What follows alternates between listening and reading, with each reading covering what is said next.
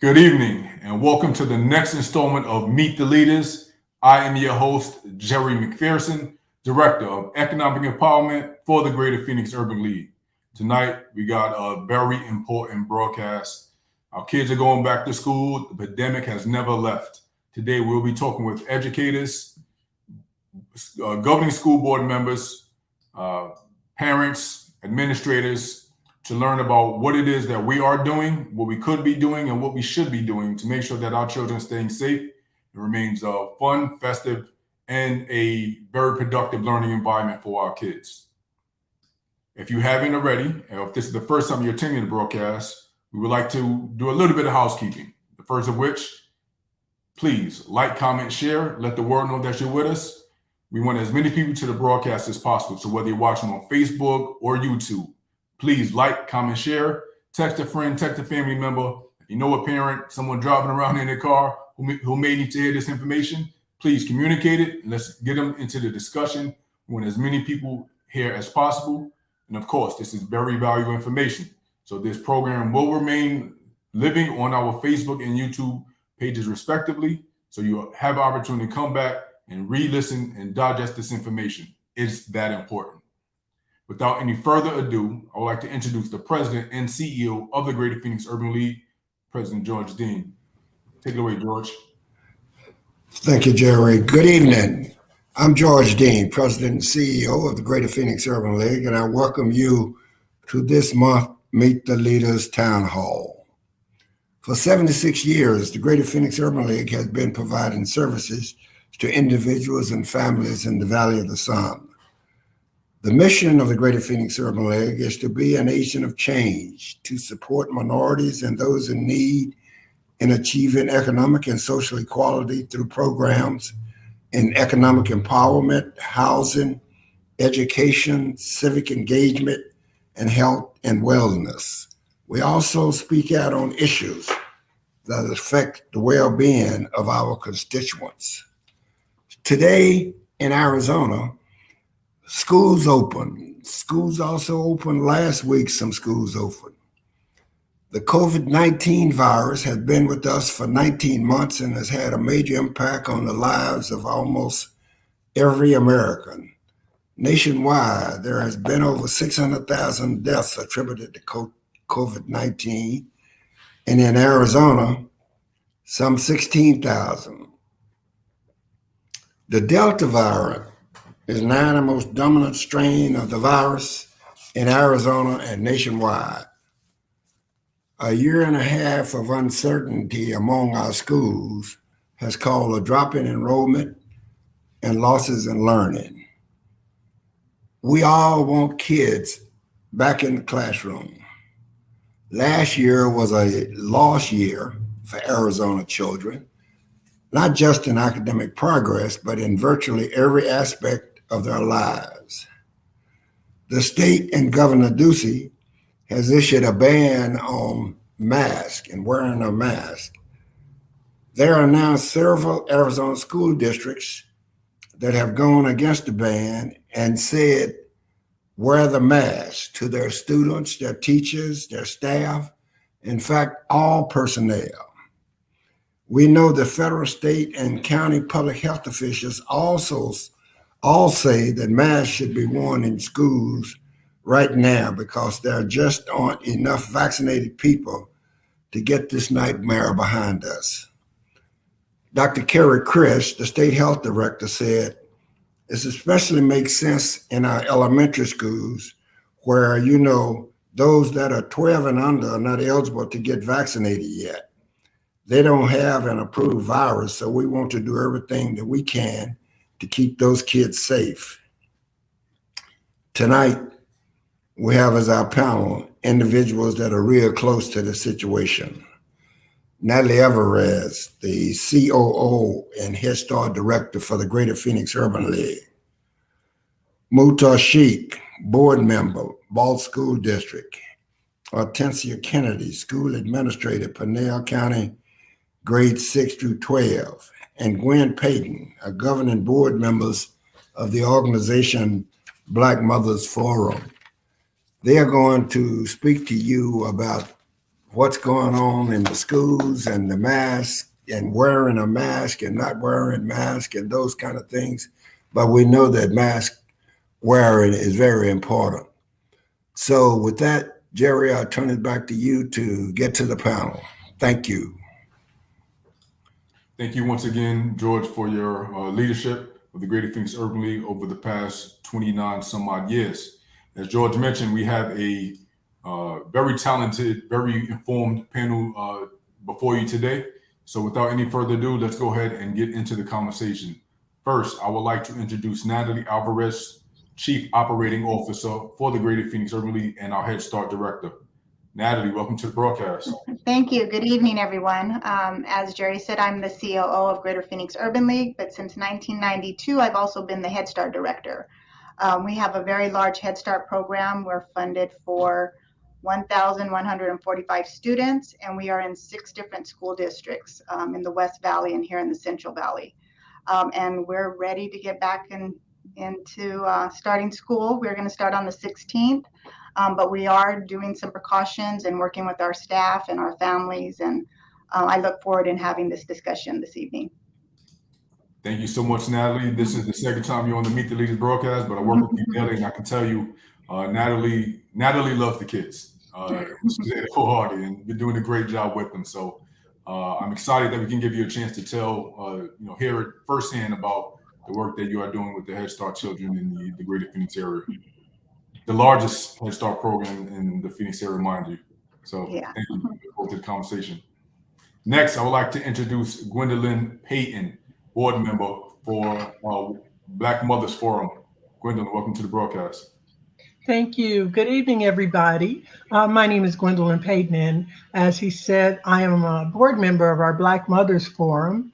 Our Black Mothers Forum came together in order to provide a safe learning environment for our students. We also came together to try and stop the school to prison pipeline. And we're very concerned about our current status with the COVID-19 virus. We have started and partnered with Ed Key and Prenda Guides to start our own smaller classroom for the students. And we are going to provide studies for them. And we will start on August 16th. Our schools will start. And I think we have about 8 classes starting at this time, and we're going to be providing more. So I look forward to this discussion tonight. Thank you very much. Thank you so much, Gwendolyn, and we too are looking forward to the discussion. Next, I would like to introduce Artensia Kennedy, an educator in the Pinal County School District. Hello, everyone. My name is Artensia Kennedy. This is my 5th year at the school that I currently work at. Last time I was on a broadcast, I had to return back to the classroom, but we are fully staffed, so I'm out of the classroom. I'm just an administrator right now. And this is my 14th year in education, and we are back in school. We've been back at school since last Wednesday, August 4th. And we're back as business as usual. So we're back in school, full capacity, 6th through 12th grade right now. We have over 570 kids. We did have a decline of students that returned back to school. And I guess we'll talk about that a little bit later. Thank you. Thank you, Jerry, for inviting me. No, Artensia, my pleasure. Artensia is one of our young professionals, so we definitely love to work with and connect with our young professionals at every opportunity possible. And again, as she mentioned, she was on the broadcast previously. So you are currently at this very moment, you are tied for first with the number of appearances. But I feel like I don't know how long that record is going to last. So next, I would like to introduce Mukhtar Sheikh, a board member with the Ball School District. Mukhtar, welcome to the broadcast. Thank you very much. My name is Mukhtar Sheikh. I work with refugee communities. I'm a community organizer here in Phoenix, and that helps family navigate the American system and find them community resources so they can immigrate in Arizona. That leads me to a lot of working with different institutions to improve services for low-income families. All right, thank you so much, Mukhtar. We're good to go. So, last but not least, would like to introduce Devin Del Palacio, uh, governing school board member with the Charleston School District, and with. Go ahead, Devin, take it away. Well, good evening, everyone. Devin Del Palacio. I'm the president of the Charleston Union High School District Governing Board, and I also serve as the chairman for the National Black Council of School Board Members. It's an honor to be here with you all this evening. Jerry, I want to thank you for the invite. Of course, President Dean, I want to thank you for always empowering us to have these critical conversations within our community to inform our parents and to figure out ways how we can keep our students safe. Looking forward to tonight's conversation. Thank you once again, Devin Del Palacio. Forgive me for mispronouncing your name, but I have to acknowledge that quickly the record has fallen, and Devin is now the leading with the most number of appearances on the broadcast. So that record fell pretty quick. I'll tell you. Sorry, we got to get you next time. No, so without further ado, let's go ahead and get into the conversation. We recognize the importance that this has on not only our way of life, but our next generation. You know, and one of the most vulnerable populations, and that's our children. Yeah. So I would like to just start. We'll start with Natalie and kind of go around in the same way you were introduced, and just tell me a little bit about what is your respective school districts or schools doing to prepare, and what precautions are you all taking? So Natalie, we'll start with you. Well, one of the things that we did and the school districts did to help get the children acclimated back into the classrooms were we did some summer schools. So summers, we here at the Urban League did about 220 children in two of our largest school districts returned for 5 weeks for summer school. So we kind of got a little bit of what to do, what that looked like, because we had to shut down so abruptly that it was really hard to figure it all out. So we did summer school, smaller class sizes, worked with staff to see what it looked like in a typical day, how we were going to eat in our classrooms or eat in the cafeteria. What did that look like? What did our play environment look like, our playgrounds? How was sanitizing our equipment look like? So we got a little bit of a head start, as Head Start is, for going into the actual school year. And we've been really working really close with the school districts and our parents and our teachers to listen to their concerns and how to address them and their fears. And of course, you know, safety is always going to be first. Thank you so much, Natalie. And I did catch the pun, although it was unintended, but definitely getting a head start on making things or getting it right this second time around. Gwendolyn, if you can, I know that you work for a nonprofit organization and you are looking to start up some smaller size classrooms. Can you tell us a little bit about what sort of precautions you plan to take if you haven't already started? Yes, we have already started. Actually, we did start this year, January, the day after Martin Luther King Day. We had 2 classes at that time. And like I said, we partner with EdKey and Prenda Micro Schools. And each one of our classes has no more than 10 children. And the children they are K through 2nd grade at this time, and also 3rd through 8th grade. And we use that model, which is a homeschool model, but it works very well for our students. Like I said, the Black Mothers Forum came together in order to look into what was going on with some of our students, why they were being, kept out of the classroom more than any other students. And so we just thought we'd come together, and we thought we were looking for smaller classrooms, more individualized attention for each one of the students so that we could keep them in class. And so when COVID came along, that's the model we were going to already use. But when COVID came along, we added masks, of course.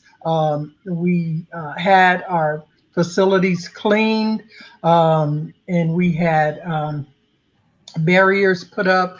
I hate to say barriers, but anyway, we had it so that children would not pass any kind of germs from one person to the next. And so our classroom sizes are 10 per class. And like I said, we now are up to about 8 classes, and we're adding more every day. We have some more starting. Most of our schools are going to start on August 16th, and we do have more starting on August 30th. Thank you so much, Gwendolyn, and congratulations with the classrooms starting up Thank you. in January. That is a big step. It's definitely, we hear about the news of what some states and what some school districts are allowing to be taught in the school system. But it's important that, particularly if we're talking about, if the conversations about Black children, they have an opportunity to learn directly from folks who look like them. So that is definitely an important Absolutely. step. Thank Looking you. forward to learning more about it. Artentia, would you like to tell us about what your school is doing to protect the children? Yeah, so right now, like I said, we back as business as usual. We actually been back in the building hybrid since February. We had some students here, and then we have hybrid students who also wanted to make a choice. But right now, since we've been back in school, we are full capacity. We do not have any hybrid at all. Students who are enrolled and registered into our school have to be in the building. Right now, it's still the same as far as the mask. If you want to wear a mask, you can. If you don't want to wear one, you do not have to wear one. I still wear my mask regardless of vaccination or not. We do have masks available for students who are interested in still wearing one. So we do have a supply of masks for anybody that is interested. We're still cleaning up the rooms per class. Once the class is out, we're still making sure that we are cleaning up. The cafeteria is full to capacity. At that time, I really wear my mask at that time because I have to be there for lunch duty for all of the lunch periods. So our class sizes, I wish they were small like yours, Gwendolyn, but they're not. Our biggest class size that we do have is 31 kids. So we're back as usual.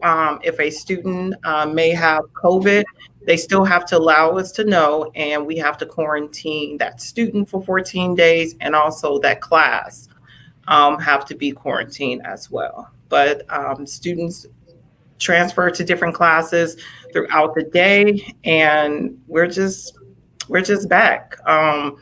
As far as I'll talk about the vaccination part later. I'm sorry. But yeah.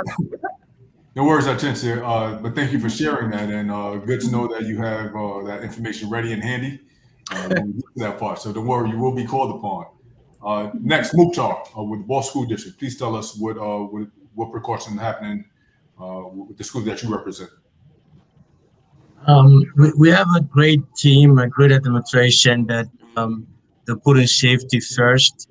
The school is trying very hard to see how they could follow the governor mandate and policy that he want all the schools to follow. But find a way to make sure all our students wear masks when they are in school buses. And I actually on July 29th, I did a tour all our schools because they were meeting teachers for the first time. So, most of the students and teachers were wearing masks. They were practicing safe measurement. And also our school did a great thing where they offer both online and in person. Uh, and we have people who's doing online and the people who doing in person. And we have a great principals that are really trying to keep our students safe. Um, uh, we having a school board next meeting that we want to re-exam if we want to mandate masks for the whole district schools. Thank you so much, Mukhtar. Devin, we'll let you close off this round of questions.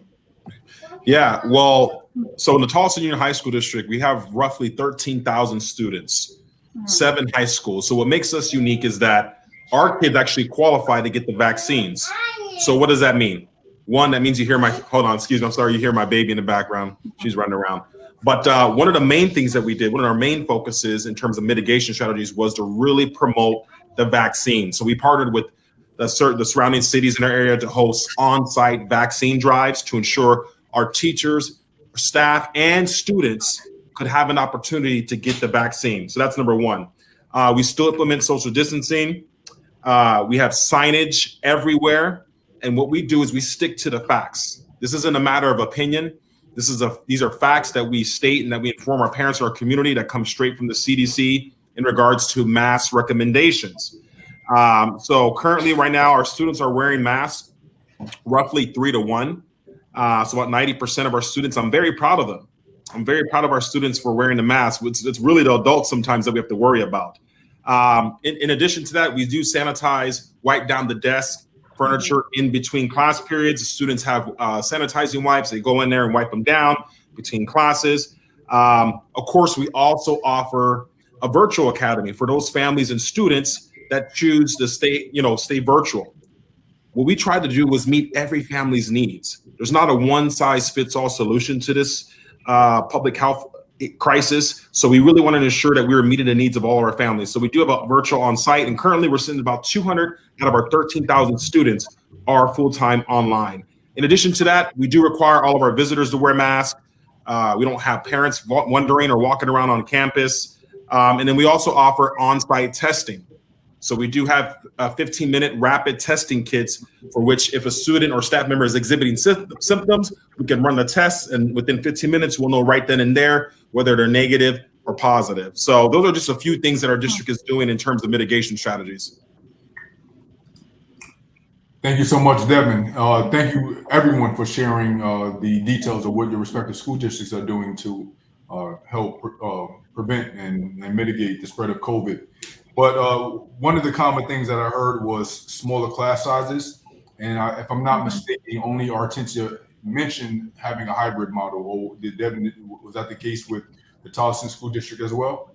So we avoided the hybrid model altogether just because we know it's challenging, and research shows that can create just a challenging learning environment, not only just for students, but also for our staff in terms of classroom management. And again, it's different because I'm strictly in a high school district. So it might be a little bit different for kids who are K-8, but we avoided the hybrid in general. But we do have a separate virtual academy. So you're either in person or you're 100% online with no hybrid available. Understood. And that was one of the most interesting things that I kind of wanted to dive into a little bit.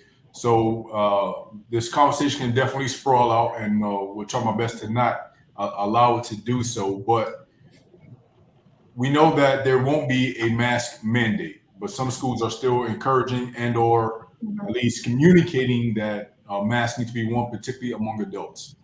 I just wanted to get your perspective, just from the social element of attending school, with some kids wearing a mask and some kids not wearing a mask. If you want to share your opinion of what that has been like, has that created any challenges socially with some kids deciding to wear masks and some kids not? Has there been any sort of feedback, any sort of responsiveness about, just the social element, kids being teased, to put it simply? Has there been any feedback, any concerns in those areas?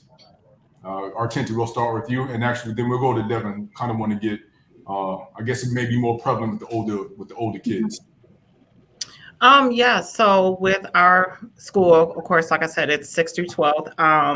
I would say probably about 35% of our students are wearing masks. Probably about 30% of our staff wear masks as well. Everyone else, they just unmask. So the students that do wear masks, we don't have to tell them to, pull their mask up or anything of that. But when we were back in January, we did have to let students know, like, hey, pull your mask up. So students, they do this on their own. They come in the building already with their mask ready, prepared, hand sanitizer. I think that they're more prepped and prepared than they were before. I think everyone is at this point. We do have hand sanitizer stations throughout the school as well, and also wipes throughout the school. And we also have canisters of hand sanitizers throughout the building. As far as when it comes to the sanitation. So we make sure that students, if it's up to them, we do have to follow the state mandates as far as if people want to wear a mask or not wear a mask. So it is solely up to the family. Some families did leave our school because they wanted their students to just go completely online, since we are a school that is back into in-person, face-to-face as of right now. So some students did leave. They did go to more of an online school, and especially with our high school students, because a lot of them began to work. So they realized that they were able to make more money during the daytime. So a lot of them actually transfer over to an online school so that they can actually make money and also go to school pretty much at night time. So that's pretty much how we are at our school. Thank you, Hortensia. Devin, the other individual representing high school students, kind of want to get your take on what you, how do you think that's going to impact the students socially? Yeah, well, as I mentioned earlier, our students have done a phenomenal job of wearing the mask. I say it's about 90% roughly at all campuses. And this is based on direct feedback from our students and parents. Just the other day, I had a parent reach out to me, and she's talked about how her son felt so safe and comfortable at school because the culture on campus was so heavy, for those in support of masks, that the students that weren't wearing masks actually felt odd if they weren't, wearing them. So the culture is we're looking out for everybody, not just ourselves, and the masks are being worn. So I'm really surprised with our students and them stepping up in this moment. As I mentioned, it's more some of the adults that I've seen on campus, and even some of the teachers that have been lackadaisical when it comes to wearing masks on campuses. But for the most part, our students have responded well. We haven't heard of any incidents of students being bullied for wearing masks. If anything, I think it's the opposite, minus the bullying and the intent harm being done. It's the culture of feeling left out if you're not wearing a mask. And so not only that, but we also ask our administrators to model the behavior. The most important thing we can do as adults is model the behavior. So when I visit campuses, if I'm at a board meeting, I always have my mask on, and so do our administrators. And when those behaviors are modeled, our students respond to that. Thank you so much, Devin. And you hit the nail on the head. At least what I was curious about is how the social element of not having or not wearing a mask, like how that impact the interaction between kids, and we know kids can be harsh. So definitely want to see how that was impacted.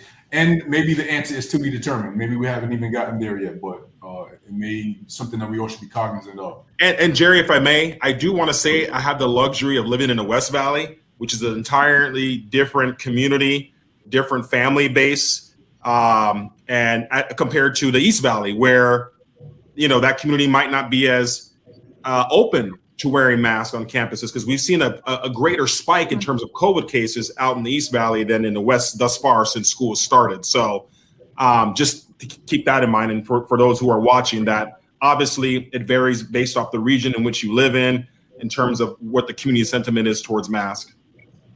And I know, Jerry, in the preschool world, I think there was a concern that the children wouldn't keep their mask on, and they do. The children keep their mask on. We go outside, we give them the option to take their mask off while they're outside, and most of them keep it on. We do little breath, take a deep breath, or get a fresh air break, and most of the children will keep them on. They're very responsive to the mask, and hand washing is in our world anyway. So I think the preschoolers have really done a great job with their little selves and their masks. Hand washing is Sorry about that, everyone, but thank you so much, Natalie, for sharing. And it's kind of interesting that the children seem to be adhering to these mandates better than the adults, and you would imagine they would be the ones to have some of the most challenges with it. But as kids often do, they're proving us wrong and surprising us in the process. Mm-hmm. Yeah. So, and Natalie, we'll stick to you, and then again we'll continue to roundtable it. But by and large, students haven't been in person for well over a year. If you can kind of speak to a bit about what sort of steps are being taken to reacclimate the kids to in-person learning. Well, what we did when we had to go right away, and we're in 6 different school districts, and so we have a great support in all of our school districts for our Head Start programs. One of the things that we're doing is doing staggered starts, so our class sizes are not so large. We are doing our home, each Head Start needs to do a home visit. So we're keeping those virtual. So that the children get to see the teacher's face, they give them some activities, they send some things home before they even step into our classroom. So building that relationship and making them feel safe before they even come into the classroom, working with our parents to make sure that they understand what our protocols are, and making sure that they're following in the steps of our school districts. And we want to support the rules of our school districts as well as our Urban League Head Start. So I just think that as we move towards that, it's just building that relationship and making sure that everyone feels safe and their concerns are answered.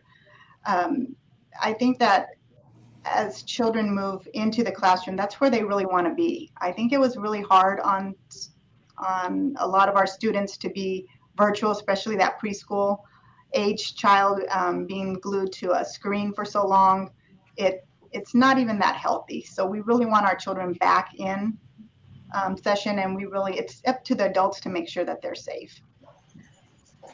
And that's an interesting point, Natalie, because I can tell you, just from having been a kid in recent, maybe not that recent, but we get glued to television. It's like our parents would tell us, stay away from the TV, stay away from the TV. Go outside and play. And now, for a solid year, they had to be glued to their computer monitor in this case. So it's been an interesting shift, and you spoke about the social elements of it as well. And when we were all closed down, I had most of our sites, we put in big gardens. So when they came back, they're going to be able to do gardening and do a lot more activities outside. Arizona has beautiful weather from October until May. So we're really going to take advantage of that and making sure that we're doing a lot of learning environments outside. And we're actually looking at putting outdoor classrooms and building some of those throughout the school year as well. That's awesome. There's some innovative approaches to helping adapt to this new way of life, and we'll get to that in a moment. But Gwendolyn, we just opened in January. I know many of your kids may have shifted different learning environments from different different schools or different districts. So tell me, how has it been helping your students get reacclimated to in-person learning? Well, what we've done is, like you said, we got started right in the middle of COVID. And so we implemented all the safety precautions right from the beginning. We take the children's temperature as they come into the classroom. We keep the classroom clean. We implement, washing your hands very frequently and for, a certain amount of time. And what we did, there was a person in our class that one of their family members contracted COVID. And so at that time, we did quarantine for 14 days, and then we did do virtual learning for that time. But for the most part, we've always been in the class, and we feel that being in the classroom is the best thing for our children. Since COVID, our children have been dealing with a lot of things. We feel that the in-person learning and with the smaller classes is better because some of the times our children, they didn't have a safe and supportive learning environment to learn in. And so what we've done in the summer, we also had summer school for our students for the entire month of July. And we felt that helped them. Like one of the other presenters was saying, some of the children have started working, and some of them might be going virtual, but we feel that a lot of them are not.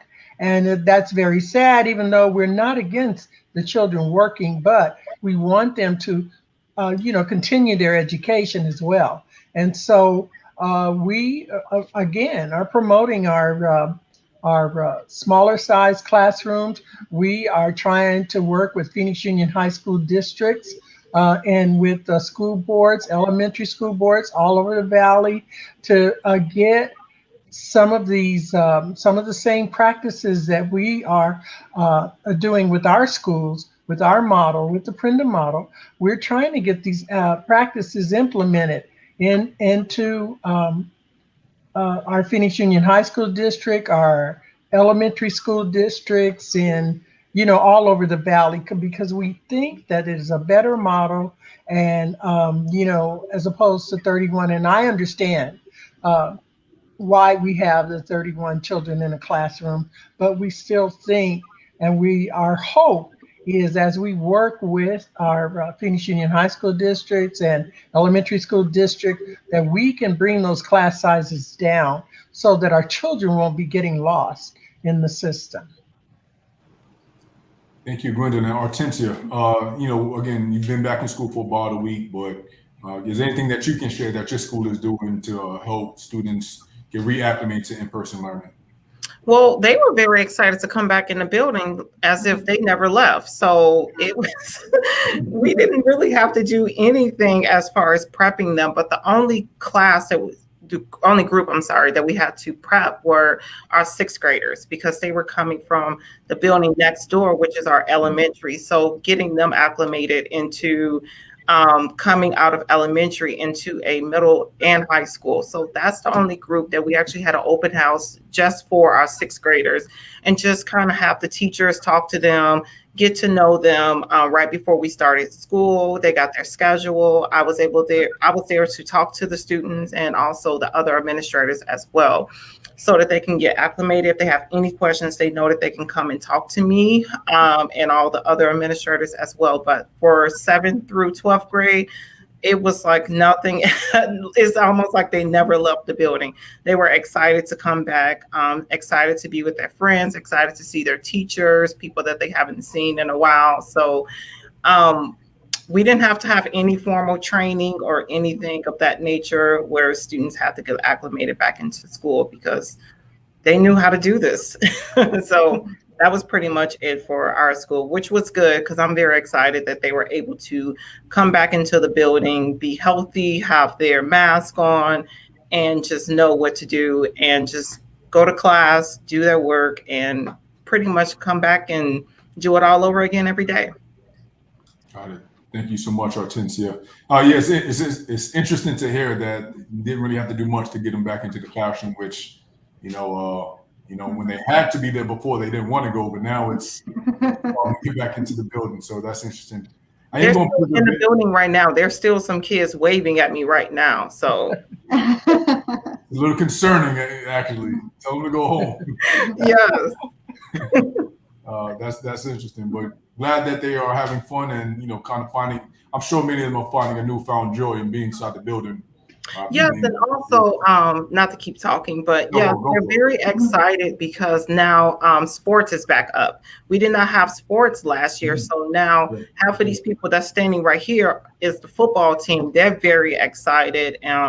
Baseball and soccer and the girls basketball, everyone right now is practicing. So that's why they're still in the building right now. But that is the main reason why a lot of students are very excited, because sports is back. Got it. Yeah, I didn't even think about that. And again, the social elements of school, is something that cannot be lost upon us. So that's I'm not as surprised as I once was. But I did want to pivot, and we'll start with the school board members, and knowing that you do represent the interests of not only the students but their parents as well. What sort of support is? Let me rephrase the question. How are the concerns of the parents being addressed by the respective school districts? Let me start with Mukhtar. Yeah, I mean, our parents are, one of the I wanted to do was to participate in Meet the Teacher Night, because I wanted to see the atmosphere, how the parents, the students, the school interact together, and it was beautiful. I went to 5 different schools, from preschool to our elementary school to our middle school, and it was a beautiful thing. I saw kids are very excited to be back. They missed that social element of school. They wanted to meet. They wanted to see their classmates. They wanted to see their teachers in person. And while they were doing all that, most of our students and teachers and the school were practicing social distance. They were practicing safety, and they were very excited. And we also had a summer school to make sure that our students that wanted extra encouragement and process to catch up if they missed anything in doing the whole 1 year homeschool. And I think our parents are much involved. I've been in the school environment for a long time, and one thing that I was very impressed, I'm very happy to see the amount of parents that were at the school for me to teach. I worked for school for 5 years. I know we had a hard time to get the parents to come to uh, to school parent and meet teachers.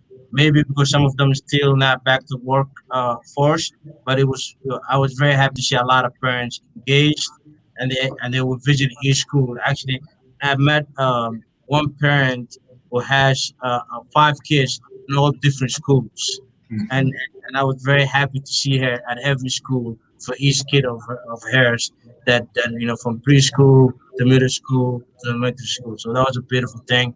And as a board member, my job is to advocate for those parents, for the community. So I was introducing myself the whole time. I think it was hot, but I didn't notice how hot it was because I was so busy observing and engaging. It's a beautiful thing. And I'm hoping that one thing that I'm very disappointed is that as a state, we are not all on the same page. I wish that we had a one guidelines for all the schools so we all could practice, so the kids see that we are unified on safety, and that we didn't have some kids that wear a mask, some wear because as a from my understanding, it cannot mandate mask.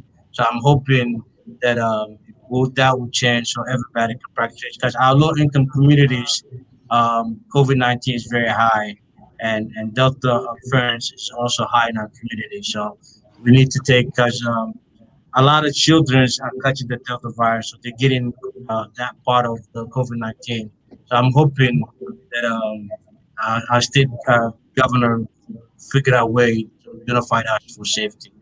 Yeah, Mokta, I understand your frustration, and it's interesting. This is a common thing, not only within the state, but within the country, just not able to get on the same page and get a collective understanding of what's fact, what's fiction, and what is the right steps to take. So hopefully here in Arizona, leaders, community leaders like yourself can help push the envelope forward to communicate the need for wearing a mask, particularly in public, particularly where our children are being exposed, and again, some other vulnerable populations.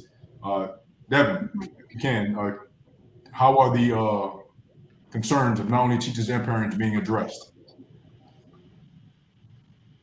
You're on mute, Devin. Still doing a virtual, still can't get right after a whole year of doing virtual Zooms. It's a way of life now. Yeah. So we've we really knew that this was so what we didn't do was waste any time.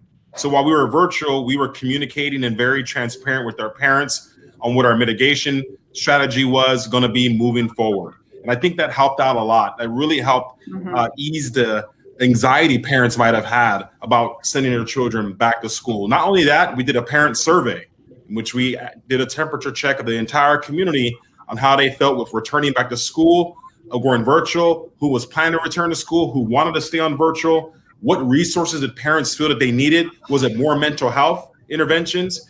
Was it academic tutoring, coaching? And so we compiled all that data and put together an action plan. So what did we do? Over summer, we allowed students who needed to make up credits and things of this nature take advantage of that. And of course, we've really intensified our mental, social, emotional learning interventions and academic tutors. And so really just through surveys, through our weekly parent communications, it's really helped a lot in terms of just the overall stress and anxiety and relieving some of that pressure that parents have. So those are just a few strategies that we've deployed, and they've been pretty successful thus far. And that's what I would recommend to anybody, is that the more transparent you can be, the more comfortable folks will respond to whatever measures you might be implementing in terms of dealing with this COVID, in terms of dealing with the pandemic in our schools. Thank you so much, Devin.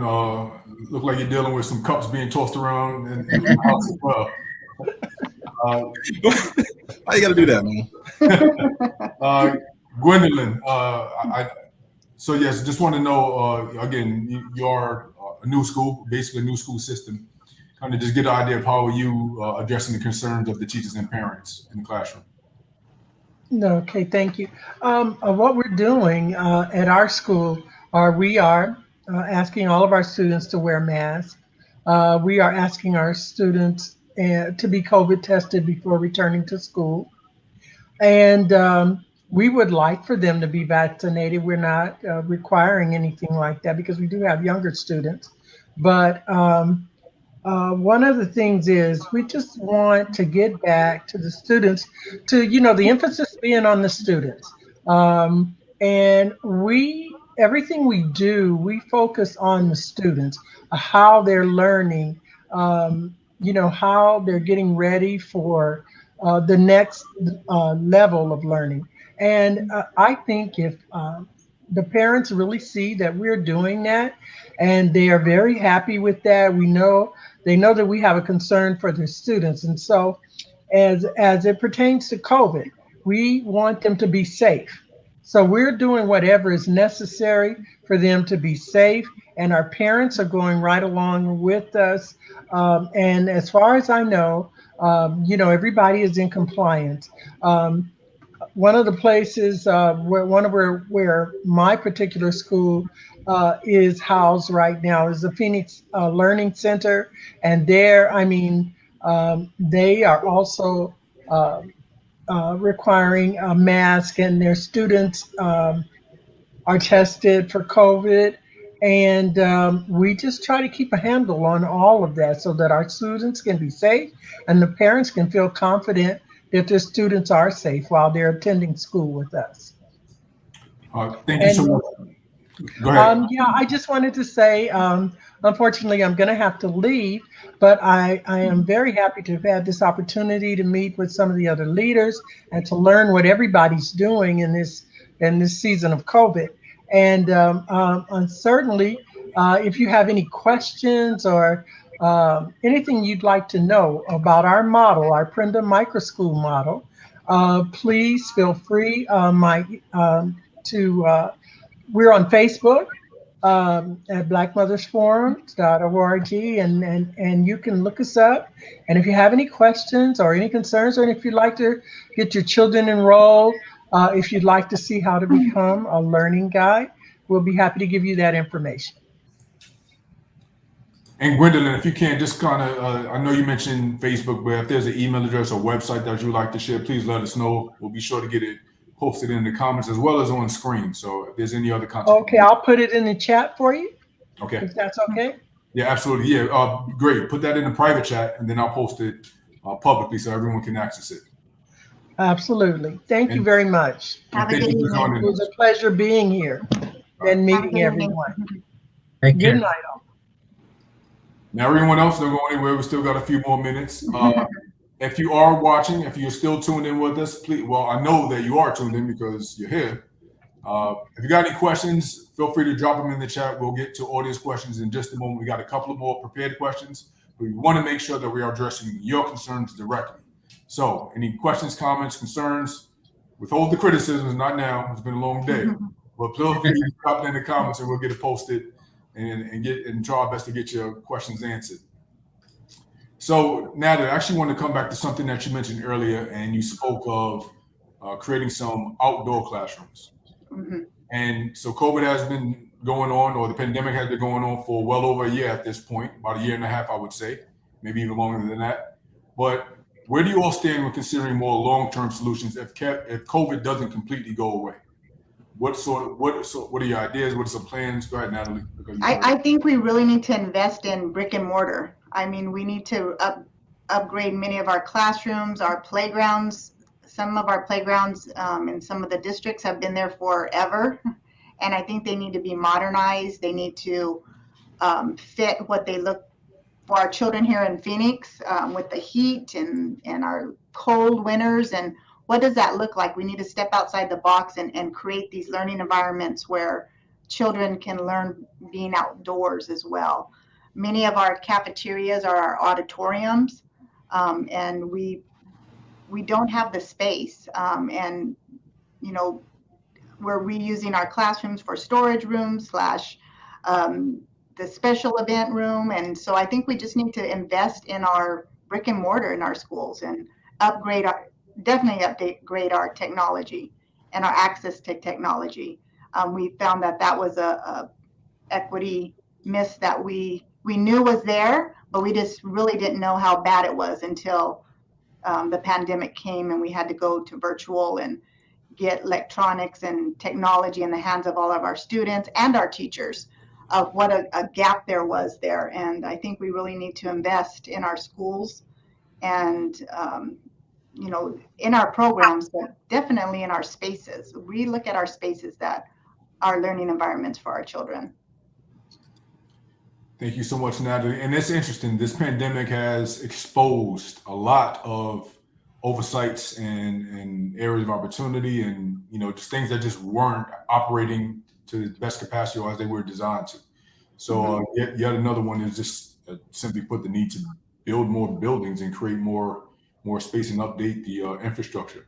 Hortensia, what are your thoughts on a more long-term solution if COVID doesn't completely go away?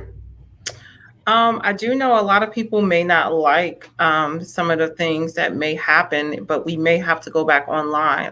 We are prepped and prepared if we do have to shut back down. Again, I work in Pinal County, so the numbers are still coming up in Pinal County. So like I said, we are prepped and prepared. If we do have to go back online, we will hand out laptops to the students as we did before, and we will have to go back to virtual.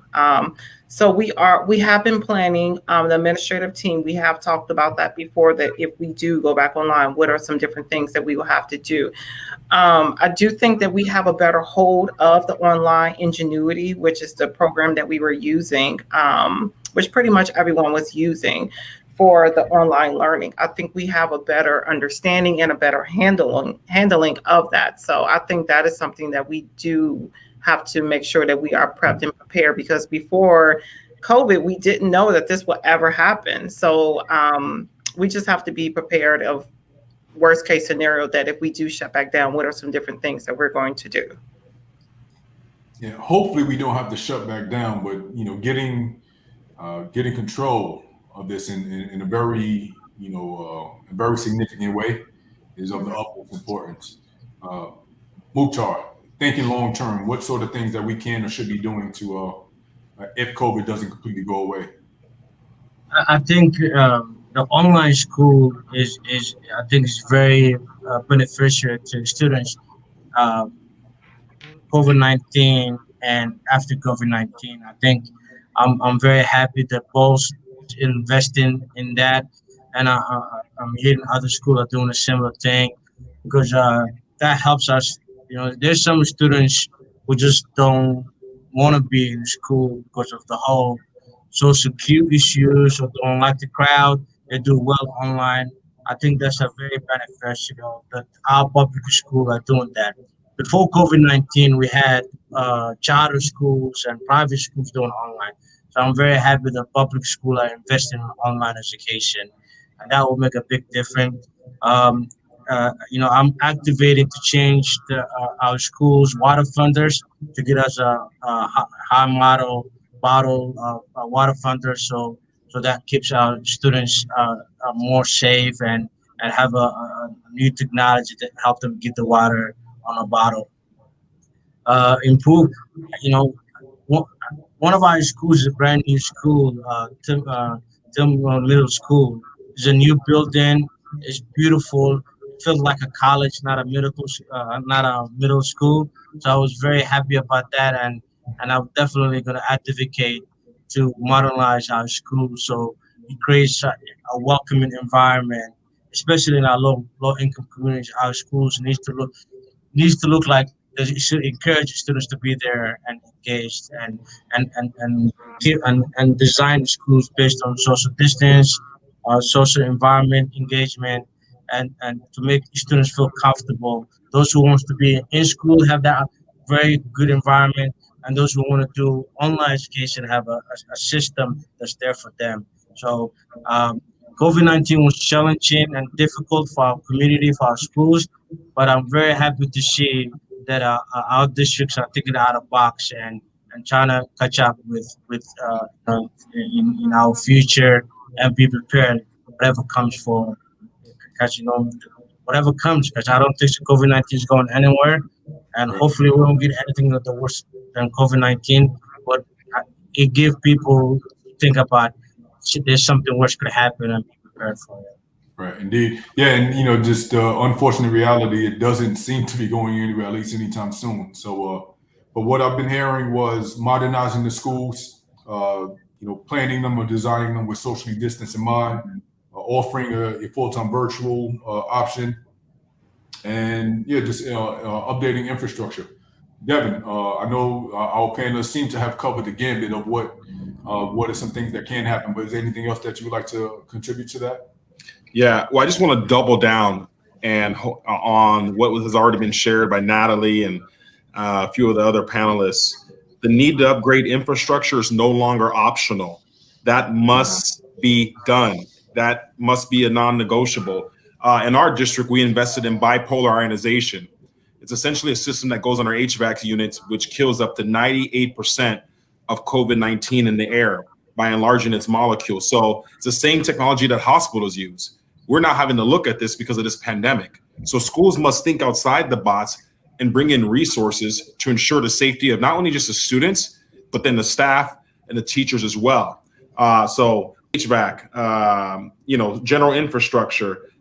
Someone had mentioned, long-term virtual environments, right? I think if you have a virtual environment, that's great. It's probably going to be a long-term investment and that shouldn't go away. We must have that virtual option available for parents at all times. But what I think the greatest investment we can make right now in terms of us, all of us on this panel here as educators and as school leaders is investing in the fight against misinformation.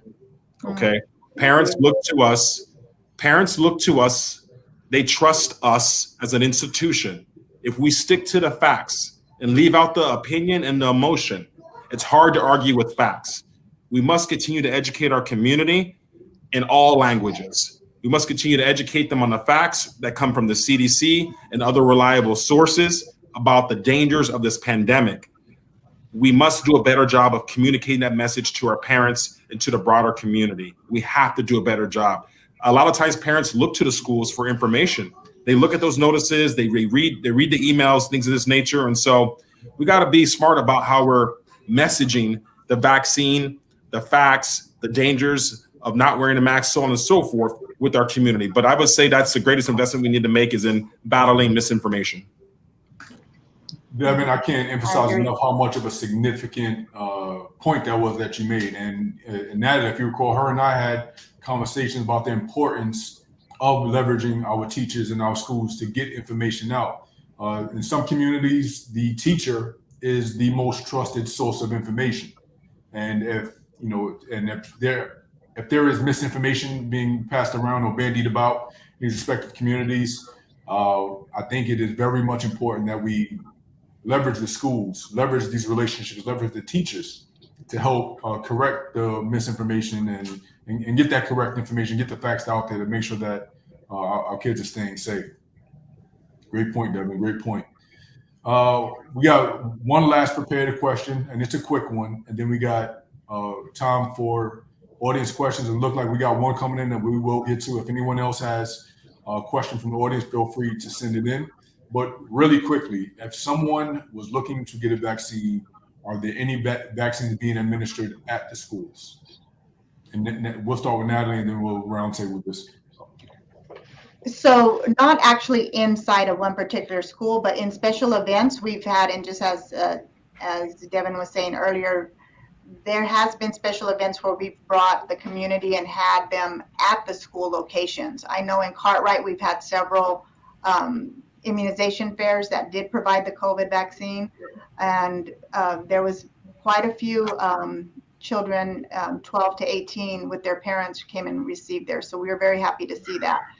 one of the things too is having those events that is available is to make sure that our children are caught up on their regular vaccination schedules, because through this pandemic, statewide, many children are off of their schedule, and we need them to be vaccinated in their childhood vaccinations to be healthy just as well as the COVID vaccine.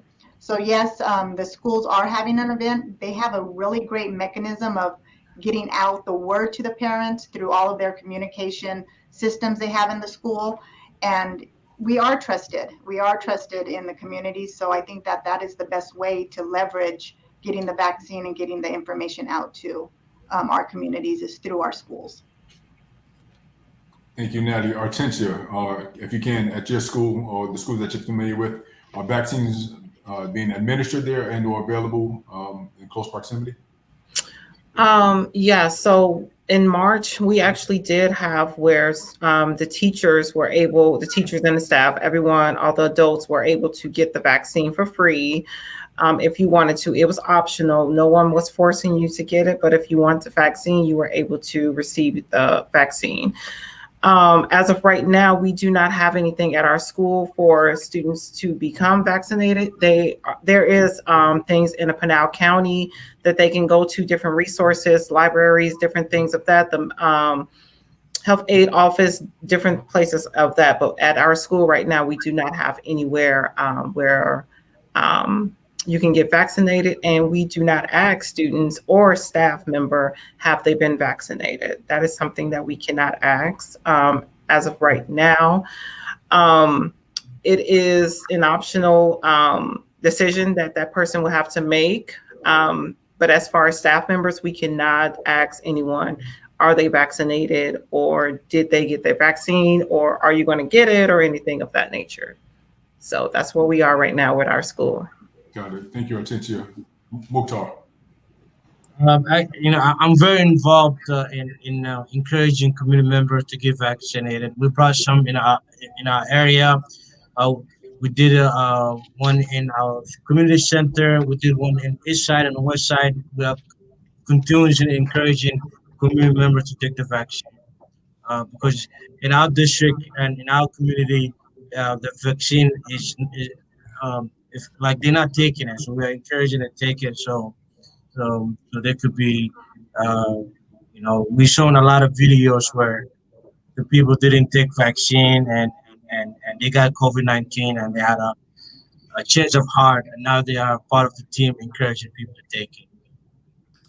Yeah, I've kind of noticed that, without any specific data, but I've gotten a sense that with the Delta variant becoming more prevalent, that first wave of vaccines that many people did not participate in are now kind of coming around to the idea. Maybe it's been enough time since the vaccine has been out that they trust a little bit more, or maybe they're just maybe a little bit more scared or aware of the impact that COVID is having. So I have noticed that as well. Devin, if you did mention some drives that happened earlier, but if anything else you want to add to that? Yeah, no, listen, as I mentioned, the co-op partnerships between your local cities and other government agencies are key. We had hosted various vaccine pods at our school sites, but now that we're back in session, we are now hosting them at various locations in close proximity. I'm talking about maybe 2 to 3 blocks from some of our sites. We're hosting one August 12th. So that's in a couple of days. That's Thursday, August 12th, 3 to 9, the Tolleson Fire Department. And so we'll have the Pfizer vaccine available for those youth. And then we'll also have the Johnson & Johnson available for the adults. So we're still pushing drives heavy, but the partnerships between municipalities is going to be key, right? With getting the message out, not only from the schools, but also to the residents that live in the city, that for those who might not have kids in our school system and don't get our communications. Thank you so much, Devin. And that is Thursday, August 12th at the Tolleson Fire Department.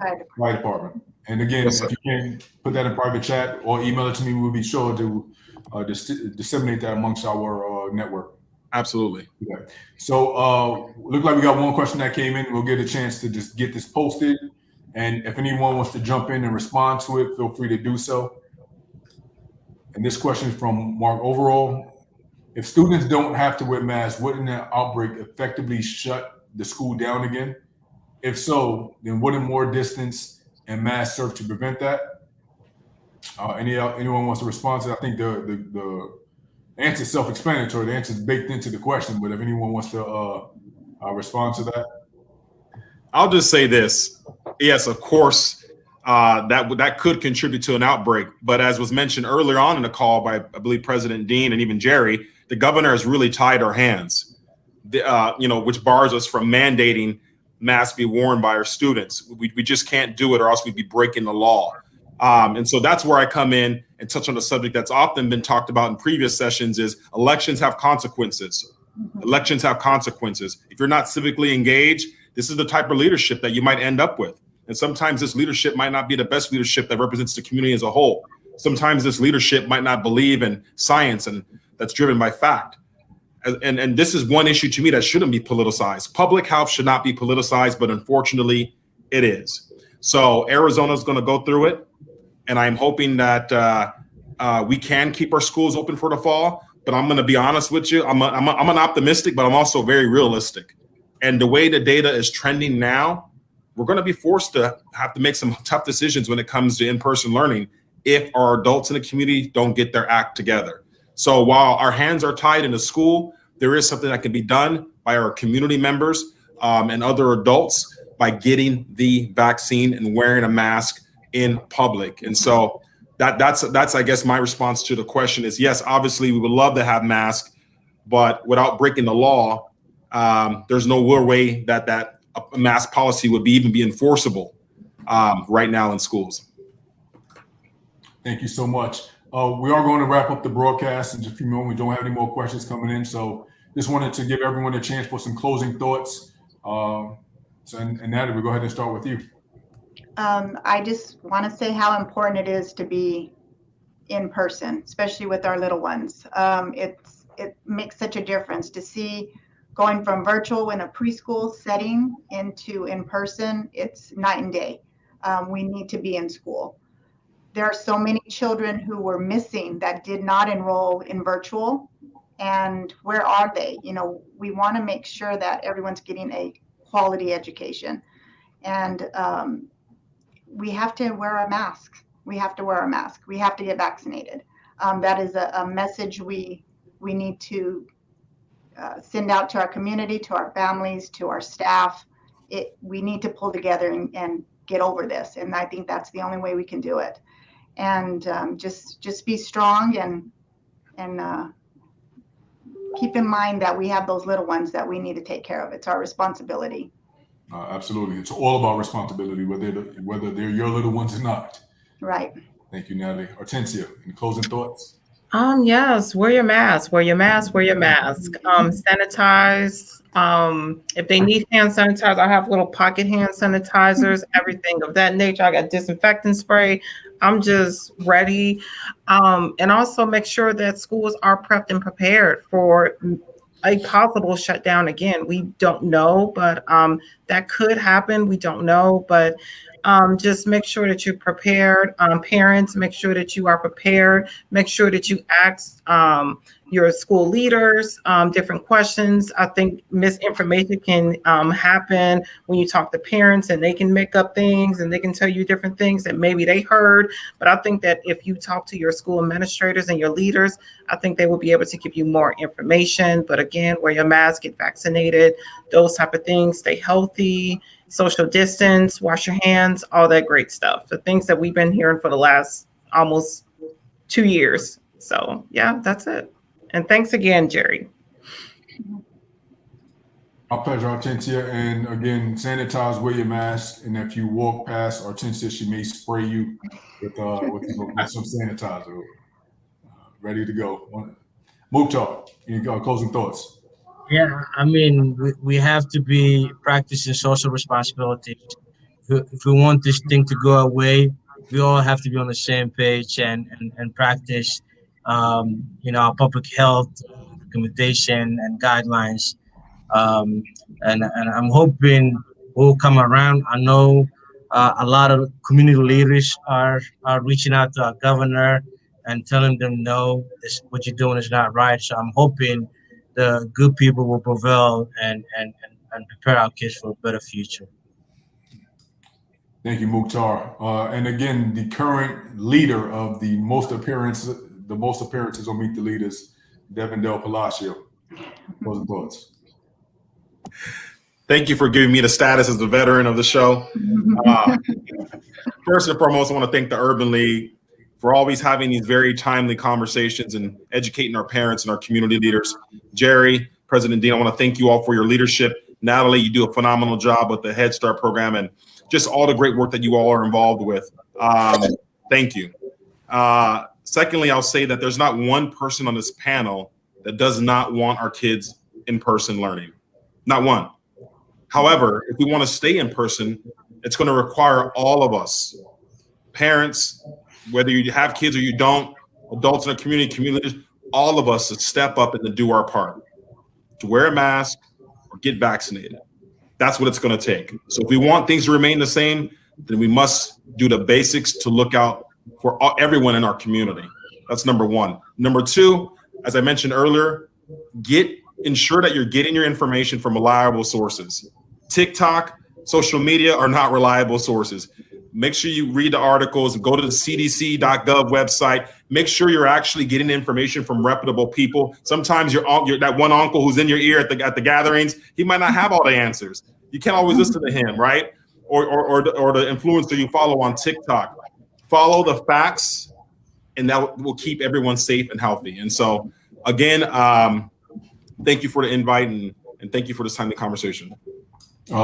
It's our pleasure, and beyond that, it's our duty to have these conversations and get this information, get the leaders within our community to share the key information, the real information, the facts, and sometimes opinions to the community that they serve. So we all thank you for sharing part of your evening with us, your time, energy, and your expertise. Like, we can't thank you enough for that. And again, before I do pass the floor to George, I wanted to share the information for the vaccine drive that Devin had mentioned earlier. So there it is on the screen, Thursday, August 12th from 3 to 9 at the Tolleson Fire Department on 92nd Avenue in Tolleson. So again, if you have not had your vaccine and you are looking to get it, there's your opportunity to go ahead and do so. Without any further ado, I would like to introduce the president and CEO of the Greater Phoenix Urban League, George Dean. Take it away, George.